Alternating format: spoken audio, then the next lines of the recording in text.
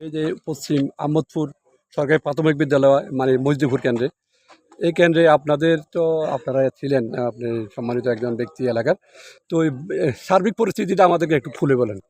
Actually নির্বাচন 17 বছরের জনগণের যেই ভোট না দেওয়ার যে মনের কষ্টে ছিল, সেই কষ্ট থেকে আমার এলাকার এবং এই স্বতঃস্ফূর্তভাবে ব্যাপক ভোটারের উপস্থিতি আমরা সকাল থেকে দেখেছি। এখন হয়তো দুপুর লাঞ্চের সময়, সে কারণে হয়তো কিছু ভোটার এখন কম, এবং আমাদের আশা সুন্দর এবং কোনো বাদানুবাদবিহীন, কোনো জাল ভোটবিহীন, কোনো গণ্ডগোলবিহীন একটা নির্বাচন হচ্ছে।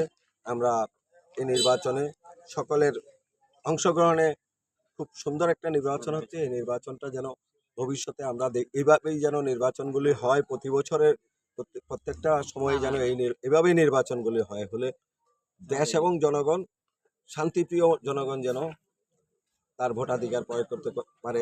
যার যেখানে ইচ্ছা, যার ভোট যেখানে দিবে, আমার ভোট আমি দিব, যাকে ইচ্ছা তাকে দিব, এই প্রচলনটা যদি চালু থাকে, এটাই আমরা আশা করি।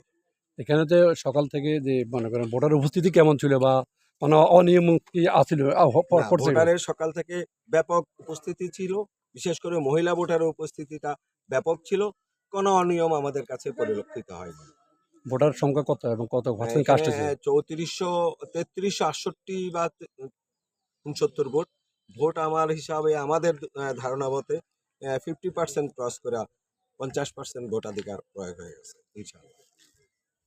একটি অবাধ সুস্থ নির্বাচনের মধ্য দিয়ে আপনার কত আশাবাদী নির্বাচনে জয়লাভ করবেন? ইনশাআল্লাহ আমরা আমাদের ধানের শীষের প্রতীক শহীদ প্রেসিডেন্ট জিয়াউর রহমানের, তারুণ্যের অহংকার তারেক রহমানের প্রতীক ধানের শীষ। ইনশাআল্লাহ আমরা আশাবাদী, নিরঙ্কুশভাবে আমরা এখান থেকে জয়লাভ করব। ধন্যবাদ। ধন্যবাদ। ঠিক আছে।